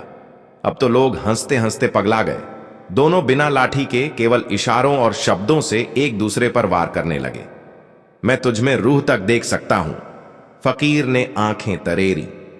तो मेरी जेब में क्या है बता दो। मुल्ला ने चुटकी ली। तेरी जेब में खालीपन है। तो तू आंखें बंद करके सिक्के कैसे देखता है? मुल्ला ने पूछा। भीड़ हंसने लगी। अब फकीर थोड़ा परेशान दिखा। मैं ध्यान लगाता हूं, आकाश की ऊर्जा खींचता हूं, फकीर ने कहा। और मैं तुम्हारी जेब की ऊर्जा खींच लूंगा अगर जवाब नहीं दिया तो, मुल्ला ने कहा। फकीर भड़क गया। तू मुझे चुनौती दे रहा है? तू खुद को चुनौती समझ रहा है, बस यही गड़बड़ है। अब लोग तालियां बजाने लगे। पर तभी फकीर ने जेब से कुछ निकाला, एक छोटी शीशी जिस पर अरबी में कुछ लिखा था। यह क्या है? मुल्ला ने पूछा। सच का इत्र, फकीर बोला। तो छिड़क कर देखो, शायद तेरा झूठ उड़ जाए। मुल्ला ने वो शीशी झपट ली और खुद पर छिड़क ली। पूरा माहौल महक उठा। अब बताओ, मुल्ला बोला, मैं झूठ बोल रहा हूं या तू? फकीर ने मौन साध लिया। भीड़ धीरे धीरे समझने लगी कि फकीर केवल शब्दों से खेलता था, असल बातों से नहीं। मगर अचानक भीड़ में से एक आदमी चिल्लाया, अरे मेरी जेब से 50 तांबे के सिक्के गायब हैं। दूसरे ने कहा, मेरे पास भी कम हैं। सभी की नजरें फकीर पर गईं, लेकिन उसने अब भी आंखें बंद कर रखी थीं। मुल्ला झुका, उसके पास गया और कान में बोला, अब आंख खोलो या जेब खाली करो। फकीर ने आंखें खोली, उठ खड़ा हुआ और बोला, संतुष्टि सबसे बड़ा धन है और जेब सबसे बड़ा बैंक, मुल्ला ने जवाब दिया। फकीर मुस्कुराया और चलते चलते बोला, खेल अभी बाकी है। मुल्ला उसकी चाल देख रहा था, धीमी मगर शातिर। और जब भीड़ चली गई, मुल्ला ने अपनी चारपाई की दराज खोली और निकाली फकीर की वही छोटी शीशी। उस पर अब लिखा था, अंदर केवल गुलाबजल, बाहर केवल दिखावा। मुल्ला ने हंसते हुए आसमान की ओर देखा। सच में बिना लकड़ी की लाठी से बड़ा जोर का वार हुआ है आज। फकीर की शीशी का भेद और मुल्ला की चालाकी। जैसे ही रात ढली और शहर की गलियों में चुप्पी उतर आई, मुल्ला नसरुद्दीन ने अपनी योजना पर अमल करना शुरू कर दिया। छोटू, मुल्ला का भौंकता, चिल्लाता लेकिन पूरी तरह प्रशिक्षित कुत्ता, एक विशेष मिशन पर तैयार था। उसने फकीर की झोपड़ी के पास जाकर अचानक भौंकना शुरू कर दिया, इतने जोर से कि फकीर घबराकर अपनी झोपड़ी से बाहर निकला। उसी वक्त झाड़ियों की आड़ में छिपा मुल्ला सांप सी चुप्पी और बिल्ली सी फुर्ती से फकीर की झोपड़ी में घुस गया और वो रहस्यमयी काली शीशी जेब में रख ली। फिर बिना कोई शोर किए वह पास ही बने एक सुनसान बगीचे की तरफ निकल गया। बगीचे में अंधेरे में बैठकर मुल्ला ने उस शीशी को गौर से देखा। उस पर अरबी में कुछ लिखा था, अल हकीकत अल मख्फी, यानी छिपा हुआ सच। वाह, नाम तो बड़ा डरावना है, मुल्ला बड़बड़ाया। अब देखता हूं इसमें है क्या। सच्चाई का सामना। मुल्ला ने धीरे से ढक्कन खोला। अंदर से गुलाबजल जैसी खुशबू उठी, मगर इतनी साधारण कि शहर की मस्जिद में हर शुक्रवार को उससे ज्यादा असरदार इत्र छिड़का जाता था। लेकिन असली बात तब खुली जब शीशी को उलटते ही उसके नीचे एक कागज चिपका मिला। उसने उसे बाहर निकाला और पढ़ा, इस इत्र को जब तुम सूंघते हो, खुद को महान मान लेते हो और लोग भी तुम्हारे साथ वैसा ही व्यवहार करने लगते हैं। मूर्ख बनाना बस आत्मविश्वास का खेल है। मुल्ला ने सिर पर हाथ मारा। ओ माय गॉड, ये फकीर तो लोगों की नजरों का जादू बन गया था और सब केवल इस दिखावे पर विश्वास करते रहे कि ये फकीर कोई अलौकिक है।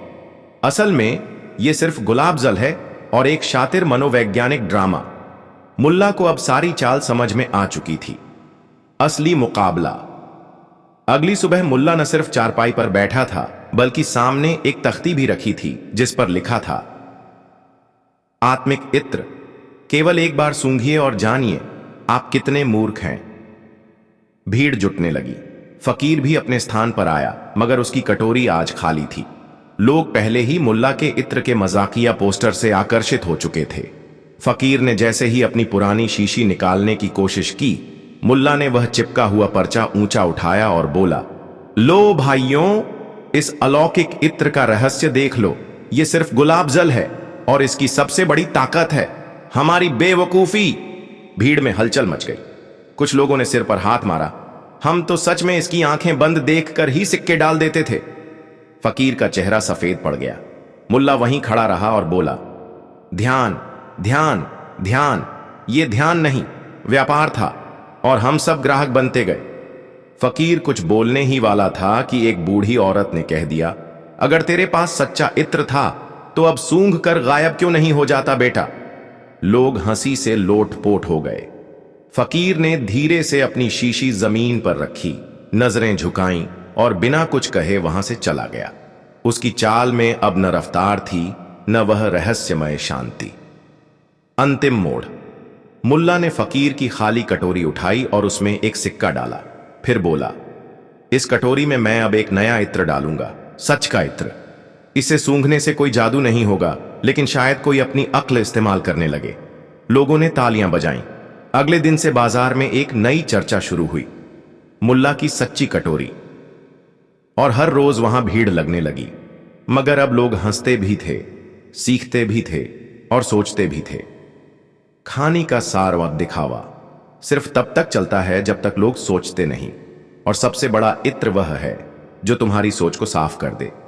सीख, जो तुम्हारी आंखें बंद करके तुम्हें दिशा दिखाए, उससे सवाल जरूर पूछो, वरना आंख खोलने में बहुत देर हो जाएगी। अगली कहानी, अंसीरुद्दीन और वो छाता जो बारिश से डरता था। शहर के सबसे बेतुके मौसम में, जब आसमान बिना बादलों के बरसता था और बादल बिना आवाज के गरजते थे, वहीं नसीरुद्दीन एक बेहद खास चीज लेकर बाजार में उतरा, एक छाता। पर यह कोई मामूली छाता नहीं था। यह छाता बारिश से डरता था। हां, सच कह रहा हूं। नसीरुद्दीन ने उस दिन चौक पर सबके सामने घोषणा की, यह छाता अगर बारिश देख ले तो कांपने लगता है, और अगर बारिश पड़ गई तो खुद को मोड़कर पोटली बन जाता है। लोग हंसने लगे। छाता भी डरेगा? एक व्यापारी बोला। और वो भी बारिश से? एक फेरी वाले ने तंज कसा। लगता है इस बार नसीरुद्दीन ने खजूर के पेड़ से टपकते हुए कुछ ज्यादा ही खा लिया है, किसी ने कहा। मगर नसीरुद्दीन गंभीर था। यह छाता मैंने बाजार से नहीं, तकदीर से पाया है, उसने कहा। अजीब छाते की पहली नुमाइश। अगले दिन बाजार में बादल घिर आए थे। लोग अपनी दुकानें समेटने लगे। नसीरुद्दीन बड़े आराम से अपने छाते को लेकर निकला। सभी की नजरें उसी पर टिकी थीं। अब देखना, किसी ने फुसफुसाया, अगर सच में यह छाता डरता है तो। मगर तभी बूंदें गिरने लगीं। छाता सीधा था, लेकिन जैसे ही पहली बूंद छूटी, वह धीरे धीरे खुद ब खुद मुड़ने लगा। देखा, नसीरुद्दीन चिल्लाया, यह फिर से डर गया, इसकी तो हड्डियां कांपने लगी हैं। छाता सच में मुड़ गया था, जैसे कोई बच्चा डरकर मम्मी की गोद में घुस जाए। लोगों की आंखें फटी की फटी रह गईं। छाते की खोज और असलियत का पहला इशारा। अब बात हर गली में फैल गई, नसीरुद्दीन का डरपोक छाता। कुछ लोग हंसते, कुछ हैरान होते और कुछ तो इसे जादू मानने लगे। कई ने दांव भी लगाए। एक साहूकार ने तो कहा, अगर यह छाता कल बारिश में सीधे खड़ा रहा तो मैं नसीरुद्दीन को 100 अशर्फियां दूंगा। नसीरुद्दीन मुस्कुराया, और अगर ना रहा तो तुम मुझे 100 दिन तक अपना खच्चर मुफ्त में चलाओगे। नसीरुद्दीन ने सौदा मंजूर कर लिया। नसीरुद्दीन की तैयारी। रात को वो अपने कमरे में बैठा छाते से बात कर रहा था। अबे कमबख्त, तूने तो मुझे मुश्किल में डाल दिया। कल अगर तू फिर से डर गया तो मुझे खच्चर बनना पड़ेगा। छाते ने कुछ नहीं कहा, क्योंकि वो तो छाता था, लेकिन नसीरुद्दीन की आंखों में चालाकी चमक रही थी। अगली सुबह उसने छाते के ऊपर एक खास किस्म का तेल मल दिया। ऐसा तेल जो भीगने पर गर्म हो जाता था और लोहे जैसी सख्ती ला देता था। अब अगर तू कांपा तो मैं तुझे स्टोव में जलाऊंगा, उसने धमकाया। दूसरा मुकाबला बाजार में बाजी। बारिश फिर शुरू हुई। भीड़ जमा हो गई। साहूकार सामने खड़ा था, सोने की अशर्फियों की थैली लहराता हुआ। नसीरुद्दीन ने धीरे से छाता खोला। पहली बूंद गिरी। छाता टस से मस नहीं हुआ। दूसरी बूंद, तीसरी बूंद। छाता चट्टान की तरह डटा रहा। लोग तालियां बजाने लगे। साहूकार भुनभुनाया, इसमें कुछ तो गड़बड़ है। कभी कभी डर भी तब भागता है जब समझदार साथ हो, नसीरुद्दीन ने मुस्कुराते हुए कहा। साजिश की बू और चालबाजों की चाल। अब नसीरुद्दीन का छाता शहर भर में मशहूर हो गया। लोग उसे देखने दूर दूर से आने लगे। मगर इसी बीच एक और व्यक्ति शहर में आया, गुलाम अली, जो खुद को छाता विशेषज्ञ कहता था। उसने नसीरुद्दीन से कहा, मैं इस छाते का रहस्य जानना चाहता हूं, मुझे इसे एक रात के लिए दे दो। नसीरुद्दीन चौकन्ना हो गया। तुम इसे सिर्फ छाता समझोगे, मैं इसे एक साथी मानता हूं, उसने जवाब दिया। गुलाम अली झुंझला गया। उस रात उसने चोरी से छाता चुराने की कोशिश की, लेकिन जैसे ही छाता उठाया वो उसकी आंखों में धूल फेंक कर एक कोने में फटाफट समा गया। यह क्या था? गुलाम अली चिल्लाया और तभी नसीरुद्दीन बाहर आया। क्यों जनाब, यह छाता नहीं, मेरी चालाकी है और चालाकी को कोई चुरा नहीं सकता। छाते की सच्चाई धीरे धीरे खुलती है। कुछ दिनों बाद एक पंडित शहर में आया। उसके पास एक पुरानी किताब थी, छाया मंत्र विद्या। उसमें एक अध्याय था, डरपोक वस्तुओं की आत्मा। उसमें लिखा था कि कुछ वस्तुएं जो बरसों तक इस्तेमाल ना हो, उनमें इंसानों की फालतू सोच समा जाती है और वो अजीब व्यवहार करने लगती हैं। पंडित ने छाता देखकर कहा, यह वो ही है, इस छाते में किसी डरपोक आदमी की आत्मा का असर है, तभी यह बारिश से डरता है। मुल्ला ने हंसते हुए जवाब दिया, तो इसका इलाज क्या है? छाता को मनोचिकित्सक के पास भेजें। पंडित चुप हो गया। एक रहस्यमयी रात और असली मोड़। एक रात जब नसीरुद्दीन अकेला घर पर था, तब छाता अपने आप खुल गया। पलंग के पास रखे दिए की लौ कांपने लगी। छाते से एक धीमी आवाज आई, तू क्यों मेरा मजाक बनाता है? नसीरुद्दीन का दिल धक से रह गया। तू बोल सकता है? नहीं, तू सोचता ज्यादा है और कभी कभी चीजें तुम्हारी सोच के आगे झुक जाती हैं। तू जो कहता गया मैं वैसा बनता गया। नसीरुद्दीन खामोश हो गया। तो अब क्या करूं? उसने पूछा। बस एक बार मुझे बारिश में अकेला छोड़ दे, मुझे खुद को समझने की जरूरत है। फैसला और विदाई। अगले दिन नसीरुद्दीन छाते को लेकर शहर से बाहर गया, एक सुनसान मैदान में जहां बादल उमड़ते थे। वहां उसने छाता खोल दिया और चुपचाप पेड़ के नीचे बैठ गया। बारिश आई, छाता थरथराया, लेकिन फिर धीरे धीरे वह सीधा खड़ा हो गया। बारिश उसकी चमड़ी से टकराई, वह कांपा नहीं। एक बिजली कड़की और छाता अचानक हवा में लहराकर जमीन पर गिर पड़ा। नसीरुद्दीन दौड़ा। छाता अब शांत था। उसकी पकड़ अब पहले जैसी न थी, लेकिन उसकी आंखें जो अब नसीरुद्दीन को दिख रही थीं, साहसी लग रही थीं। उसने धीरे से छाता उठाया। अब डर कैसा? उसने पूछा। छाता नहीं बोला। शायद उसकी जुबान अब इंसानों से बड़ी हो चुकी थी। छाता जो बादलों से बात करने लगा। उस दिन के बाद नसीरुद्दीन के छाते में अजीब सा बदलाव आ गया था। पहले वह बारिश से डरता था, फिर उसने उसे स्वीकार किया और अब वह बारिश को रोकने लगा था। शहर के लोग हैरान थे। जब भी नसीरुद्दीन अपना छाता लेकर निकलता, बादल आकर रुक जाते। बूंदें हवा में तैरती रहतीं, पर जमीन तक पहुंचती नहीं थीं। लोग छतों पर कपड़े सुखाने लगे थे और बच्चे नसीरुद्दीन के पीछे पीछे स्कूल जाते थे ताकि रास्ते में भीगना न पड़े। मुल्ला का छाता बादलों को धमकी देता है, नहीं नहीं, वो उनसे दोस्ती कर चुका है। नसीरुद्दीन खुद कोई बादशाह ए आसमां बन गया है शायद। चौक, दुकानें, चाय की टपरी, हर जगह बस यही चर्चा थी। शहर में पानी का संकट। धीरे धीरे एक समस्या सामने आई। बारिश रुक सी गई थी, तालाब सूखने लगे, कुएं की तली दिखने लगी। किसान परेशान हुए। लोगों ने जाकर मुल्ला से शिकायत की, तुम्हारे छाते ने तो अब बारिश से रिश्ता ही तोड़ दिया है। पहले डरता था, अब डराने लगा है। हमें पानी चाहिए मुल्ला, शोले नहीं। मुल्ला परेशान था। वह तो बस सैर पर निकलता था और बादल उससे दूर हो जाते थे। न तो वो किसी बादल का चाचा था, न कोई इंद्र देवता। लेकिन अब हालात ऐसे बन गए थे कि नगर का राजा खुद उसे बुलाने लगा।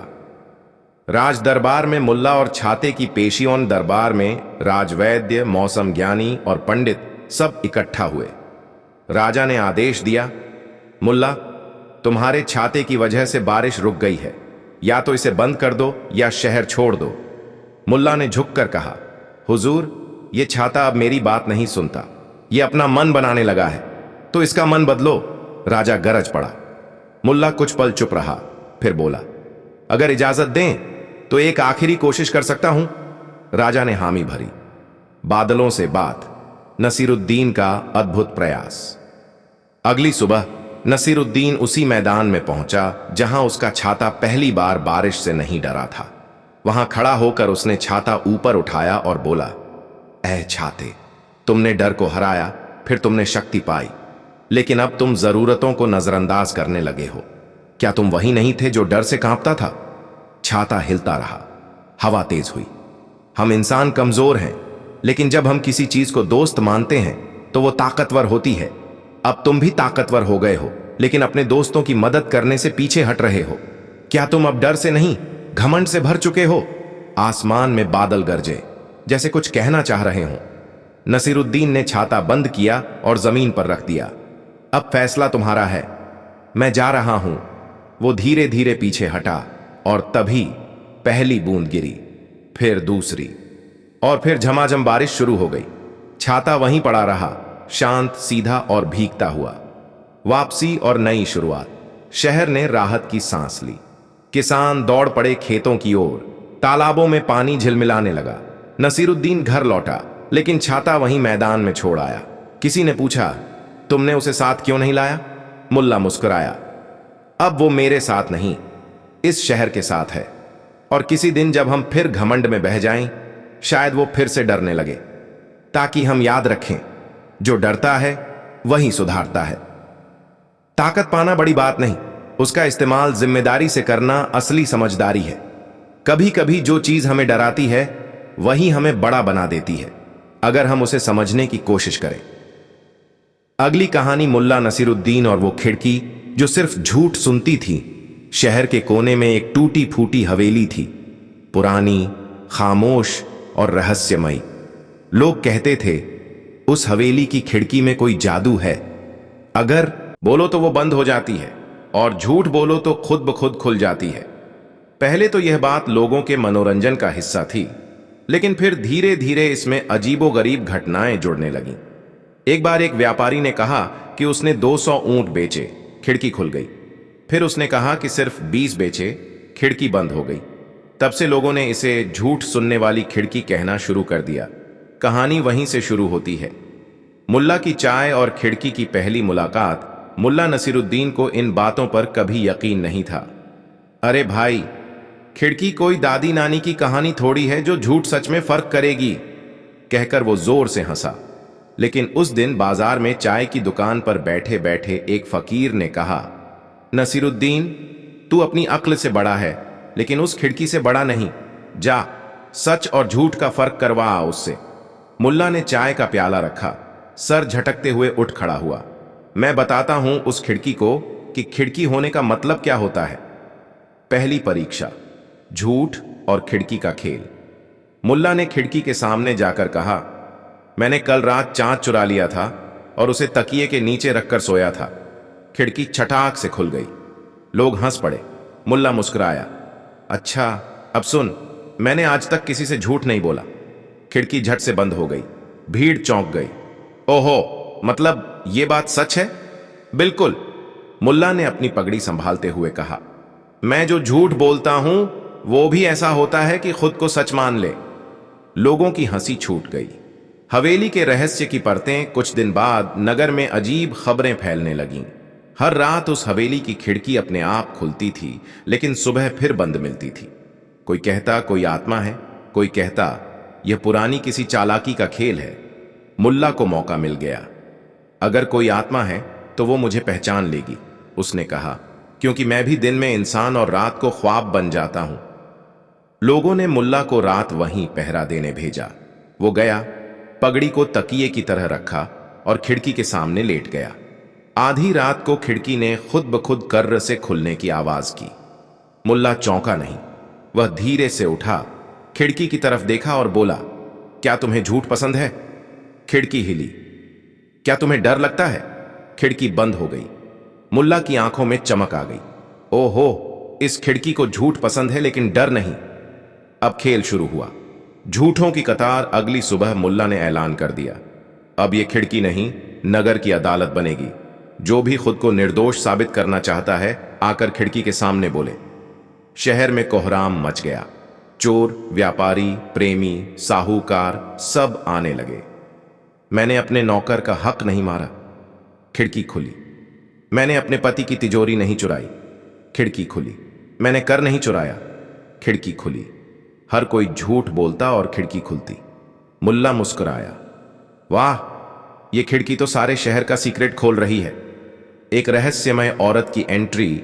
उसी भीड़ में एक घूंघट वाली औरत आई। उसने धीरे से कहा, मैं निर्दोष हूं, मैंने कुछ नहीं किया। खिड़की हिली नहीं। लोग हैरान हुए। मुल्ला ने गौर से देखा। खिड़की तो खुलती भी नहीं और बंद भी नहीं। यह कैसा फैसला है? औरत की आंखें डबडबा गईं। क्या आपने झूठ नहीं बोला?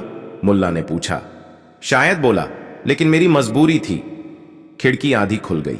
मुल्ला ने आंखें तरेरी। अबे ये खिड़की क्या इमोशनल भी हो गई है? लोगों ने देखा, खिड़की थोड़ी थोड़ी खुल रही थी, मानो सोच रही हो।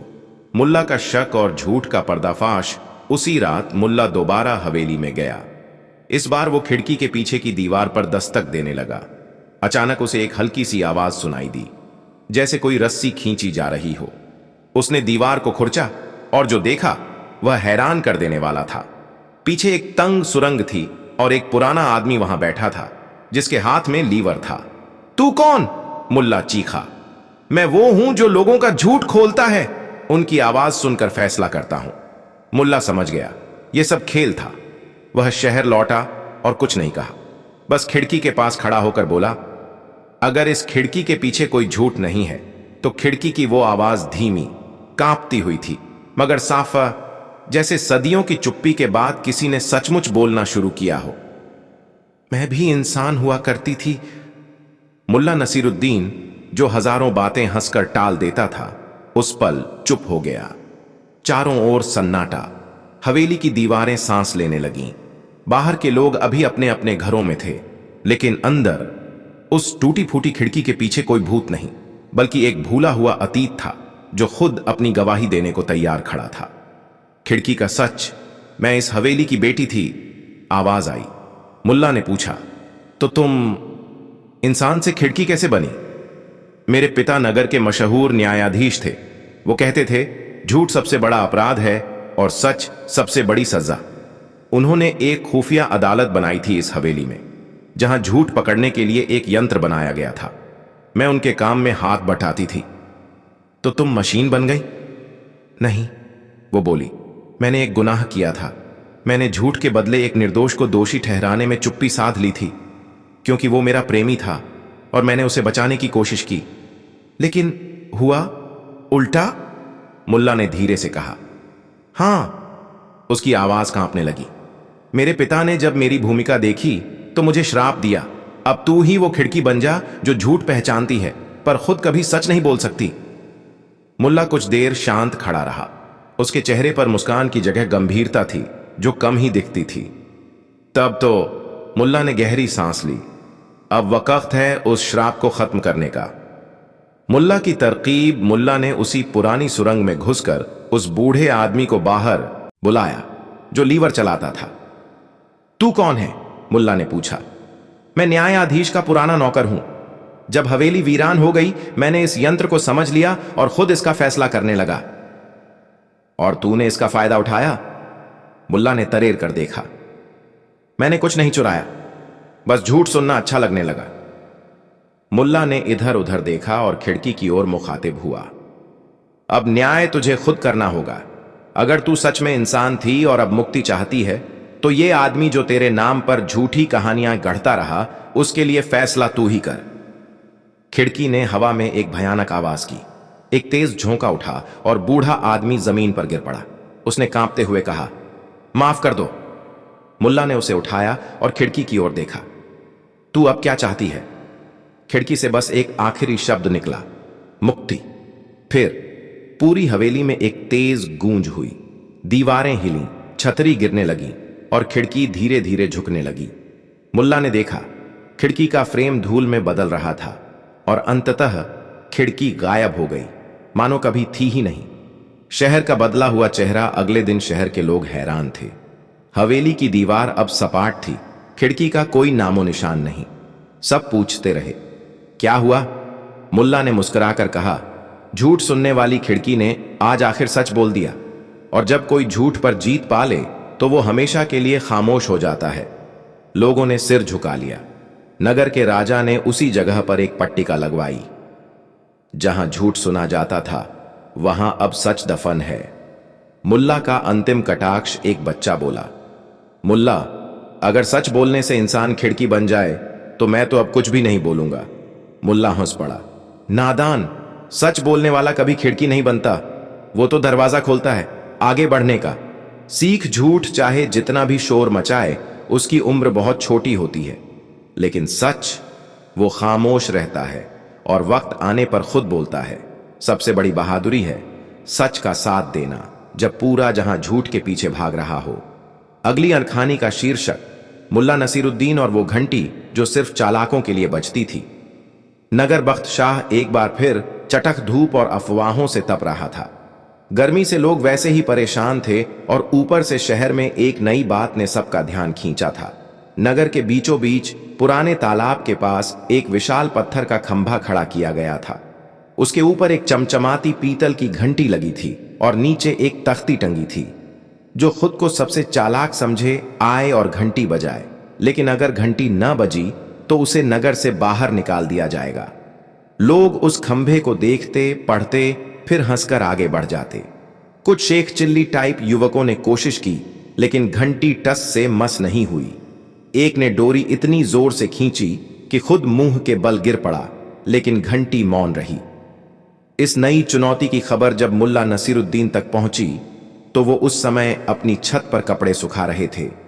एक पड़ोसी ने चिढ़ाते हुए कहा, मुल्ला साहब, आप तो खुद को अक्लमंदों का बाप कहते हैं, क्यों ना एक बार आप भी घंटी खींच आई। मुल्ला मुस्कुराए, कपड़ा झटका और बोले, भाई, मैं ऐसा शख्स हूं जो बारिश से पहले छाता खोलता है, लेकिन सूखने के बाद कपड़े खुद ही बदल देता हूं। इस बार न केवल घंटी बजाऊंगा बल्कि ऐसा बजाऊंगा कि नगर वाले तालियों से झनझना उठेंगे। पहला अध्याय, घंटी की रहस्यमयी खामोशी। अगले दिन मुल्ला बड़े ठाठ से नगर चौराहे पहुंचे। सिर पर हरे रंग की नई पगड़ी, हाथ में चमकता छाता और कमर पर एक छोटी पोटली। लोगों ने उन्हें आते देखा और भीड़ लग गई। मुल्ला आए हैं, घंटी अब बजी समझो। मुल्ला ने खंभे को गौर से देखा, डोरी को सूंघा, फिर खंभे को थपथपाया और बोले, बुजुर्ग लगते हो, कईयों की बुद्धि नाप ली होगी। फिर उन्होंने डोरी को पकड़ा, आंखें बंद की और छोड़ दी। घंटी नहीं बजी। भीड़ में हंसी गूंज उठी। एक लड़का बोला, लगता है मुल्ला भी बाहर जाएंगे। मुल्ला ने कहा, अभी खेल शुरू हुआ है बच्चा। दूसरा अध्याय, चालाकी की पहली परत। मुल्ला अगली सुबह फिर आए। इस बार हाथ में बांसुरी थी। वो खंभे के पास बैठ गए और बांसुरी बजाने लगे। मधुर सुर हवा में फैल गया। लोग एकत्र हुए। मुल्ला क्या कर रहे हैं? घंटी नहीं बजा पाए तो अब संगीत बजा रहे हैं। मुल्ला मुस्कुराए, बांसुरी रखी, खंभे के चारों ओर घूमे और फुसफुसाए, घंटी, मैं जानता हूं तू सिर्फ उस इंसान की बात सुनती है जो दिखावे से दूर हो। मैं नहीं चिल्लाऊंगा, ना ही खींचूंगा। मैं बस तुझे बताने आया हूं कि तेरा खेल समझ गया हूं। वो डोरी को बहुत हल्के से छूते ही छोड़ देते हैं। घंटी बज उठती है, टन टन टन। लोग चौंक जाते हैं। कोई समझ नहीं पाता कि यह हुआ कैसे। तीसरा अध्याय, मंत्री की जलन। नगर के प्रधानमंत्री जाफर अली खां इस दृश्य को देख रहे थे। उनके अंदर जलन की आग सुलगने लगी। ये मुल्ला कहां से आ गया? मेरी प्रतिष्ठा खतरे में डाल दी इसने। उन्होंने नगर के कोतवाल को बुलाया। मुल्ला की चालाकी से पर्दा उठाना होगा। वो घंटी नहीं, कोई जादू है। लेकिन हुजूर, उसने तो सिर्फ डोरी छुई थी। तो यही तो बात है, पता लगाओ इसके पीछे क्या है, वरना तुम्हारी भी डोरी खींच दूंगा। कोतवाल घबराया और रात में चुपके से तालाब के पास गया। चौथा अध्याय, घंटे की असली सच्चाई। कोतवाल ने देखा कि खंभे के भीतर एक संकरी सुराख है जो एक रस्सी के भीतर जाकर किसी और यंत्र से जुड़ती है। नीचे कुछ मशीनी पुर्जे भी हैं। लग रहा था जैसे घंटी खींचने से पहले कोई खास तरंग या दबाव देना होता है। वो सुबह दरबार में जाकर बोला, हुजूर, ये घंटी विज्ञान से चलती है। इसमें एक कंपन यंत्र है जो हल्की मगर विशेष गति से छूने पर ही काम करता है। मंत्री बोले, इसका मतलब? मुल्ला को यह कैसे पता? कोतवाल बोला, बस यही नहीं समझ आया। मंत्री ने आदेश दिया, मुल्ला को पकड़ो और पूछो वो जानता कैसे है। 5वां अध्याय। मुल्ला की गिरफ्तारी और संवाद। मुल्ला को दरबार में बुलाया गया। मंत्री ने तिरस्कार से पूछा, तू कौन सा जादू करता है मुल्ला? कैसे बजी घंटी? मुल्ला ने मुस्कुराकर कहा, मैंने घंटी नहीं बजाई, मैंने उसके अहंकार को सहलाया। ये कौन सी बकवास है? मंत्री जी, उस खंभे के भीतर एक यंत्र है जो ताकत नहीं बल्कि बुद्धि से चलता है। मैंने अनुमान लगाया कि अगर सबकी कोशिशों के बावजूद घंटी नहीं बजी तो कोई ना कोई और नियम जरूर होगा। मैंने उसका सम्मान किया, उसे चुनौती नहीं दी। राजा जो पास ही बैठे थे मुस्कुराए। मुल्ला, तुमने साबित कर दिया कि चालाकी का मतलब सिर्फ शोर मचाना नहीं होता, बल्कि मौन में भी अक्ल छिपी होती है। अंतिम अध्याय।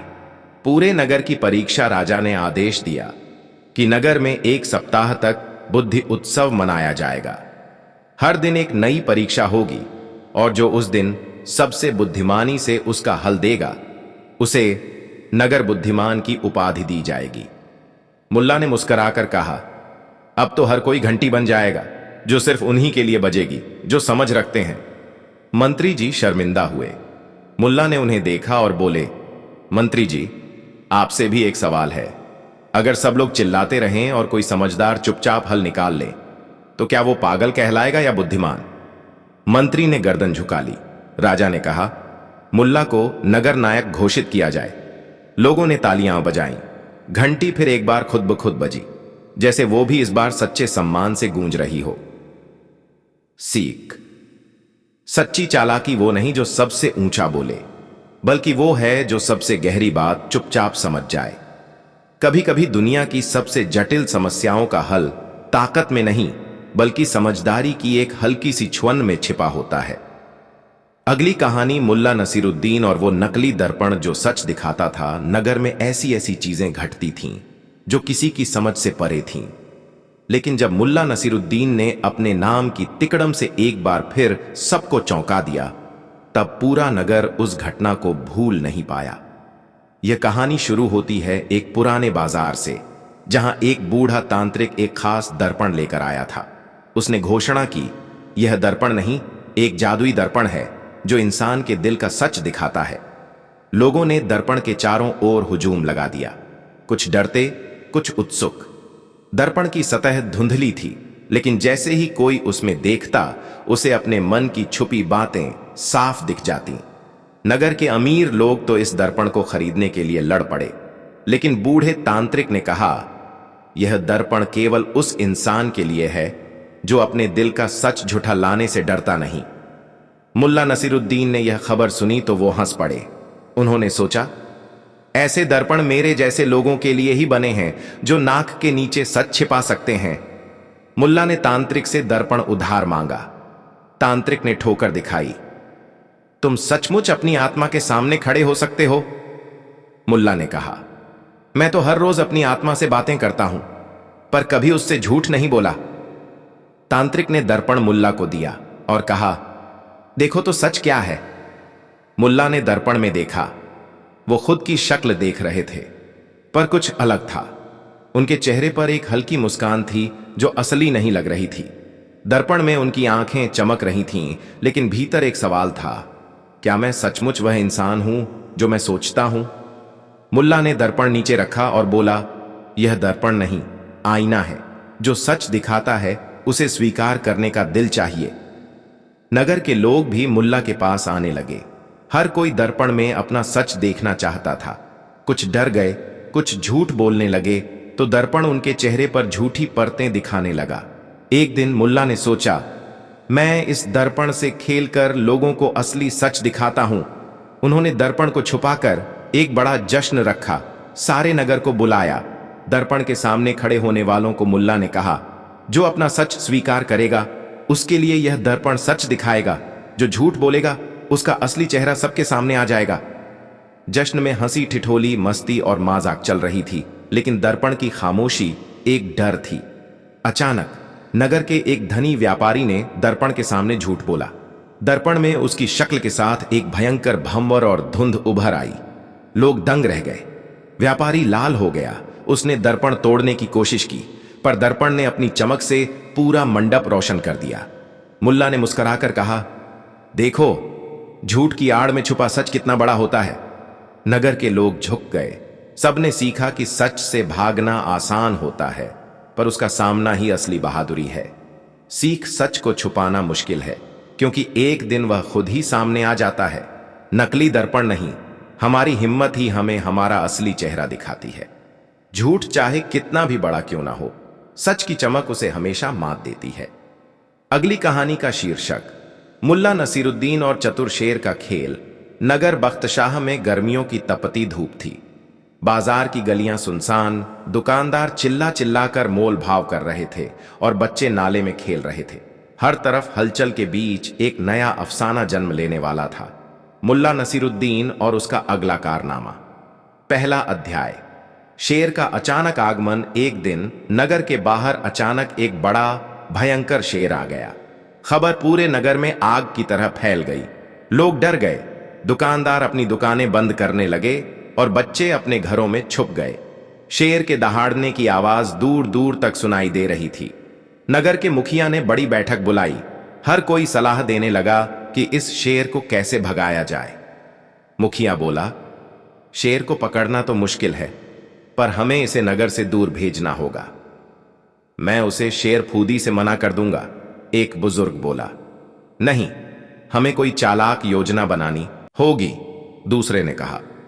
यहां तक कि मंत्री जी ने प्रस्ताव रखा कि एक बड़ा शिकारी बुलाया जाए, लेकिन मुल्ला नसीरुद्दीन ने सोचा कि वह ही इस शेर से निपटेगा, उसकी अपनी चालाकी से। दूसरा अध्याय। मुल्ला की योजना। मुल्ला नसीरुद्दीन ने अपने घर पर जाकर एक बड़ा जाल बनाया। जाल इतना बड़ा था कि शेर भी फंस जाए। जाल के बीच में उन्होंने मीठा मांस रखा और चारों ओर फूलों की खुशबू फैलाने वाले तेल का छिड़काव किया। उन्होंने सोचा, शेर तो भयानक है, लेकिन हर शिकारी की कमजोरी होती है, भूख। और अगर भूख लगी तो वो मेरी चालाकी की दावत पर आ जाएगा। मुल्ला ने अपने दोस्तों को बताया, आज शेर को मैं अपनी बुद्धि से पकड़ूंगा। कोई गोली नहीं, कोई भाला नहीं, बस दिमाग की ताकत। तीसरा अध्याय। शेर की फंसी चाल। दूसरे दिन सुबह शेर धीरे धीरे जाल के पास आया। उसे मीठे मांस की खुशबू इतनी पसंद आई कि वह सावधानी से जाल के बीच में चल पड़ा। मुल्ला और उसकी टोली दूर से छुपकर देख रहे थे। तभी शेर ने अपनी ताकत दिखाने के लिए एक जोरदार दहाड़ लगाई। अचानक जाल हिलने लगा। मुल्ला ने चिल्लाकर कहा, अब तो तुम फंस गए शेर, कोई रास्ता नहीं। शेर ने कोशिश की बाहर निकलने की, लेकिन जाल मजबूत था। चौथा अध्याय। शेर का दिमाग। शेर ने मुल्ला को देखा और बोला, तुम्हारी चालाकी को सलाम मुल्ला, पर अगर तुम मुझे यहां से बाहर निकालोगे तो मैं तुम्हें कोई भी चीज दूंगा, शहर का सबसे बड़ा खजाना। मुल्ला ने मुस्कुराते हुए कहा, शेर भाई, खजाना क्या है, बता तो सही। शेर ने कहा, एक पुरानी गुफा है जहां सोने चांदी के सिक्के पड़े हैं, पर वहां जाने के लिए एक पहेली को हल करना पड़ता है। मुल्ला की आंखों में चमक आ गई। पांचवा अध्याय। पहेली का खेल। शेर ने मुल्ला को पहेली सुनाई। जो आगे बढ़ता है लेकिन पीछे नहीं हटता, जो खुद को बदलता है लेकिन कहीं नहीं जाता, क्या है वो चीज? मुल्ला ने सोचते हुए कहा, यह तो समय है। शेर ने तालियां बजाईं। सही पकड़ा। उन्होंने मुल्ला को गुफा की दिशा बताई। छठा अध्याय। गुफा का रहस्य। मुल्ला ने अपनी टोली के साथ गुफा की ओर रुख किया। गुफा में अंधेरा था, पर अंदर जाने पर उन्होंने देखा कि दीवारों पर कई चित्र बने थे। एक चित्र में एक नक्शा था जो एक पहाड़ की तरफ इशारा कर रहा था। मुल्ला ने कहा, हमें सही रास्ता पकड़ना होगा। सातवां अध्याय। जादुई पानी और छिपा खजाना। गुफा के भीतर एक नदी बह रही थी। नदी के पानी में चमकदार पत्थर थे। मुल्ला ने पानी में हाथ डाला और सोने के सिक्के निकाले। सब लोग खुश हुए, लेकिन तभी गुफा में एक बड़ा पत्थर गिर गया और रास्ता बंद हो गया। आठवां अध्याय। मुल्ला की बुद्धि की परीक्षा। मुल्ला ने कहा, हमें जल्द ही रास्ता ढूंढना होगा। उन्होंने अपने जूते से दीवार पर नाप लिया और एक छिपे हुए दरवाजे को खोज निकाला। अंतिम अध्याय। खजाने का असली मतलब। खजाने के पास एक पुरानी किताब मिली जिसमें लिखा था, सच्चाई, समझदारी और दोस्ती, यही सबसे बड़ा खजाना है। मुल्ला ने सबको समझाया कि असली खजाना यह गुण है, न कि सोना चांदी। सीख सच्ची दौलत वो है जो दिल को खुश करे, न कि बस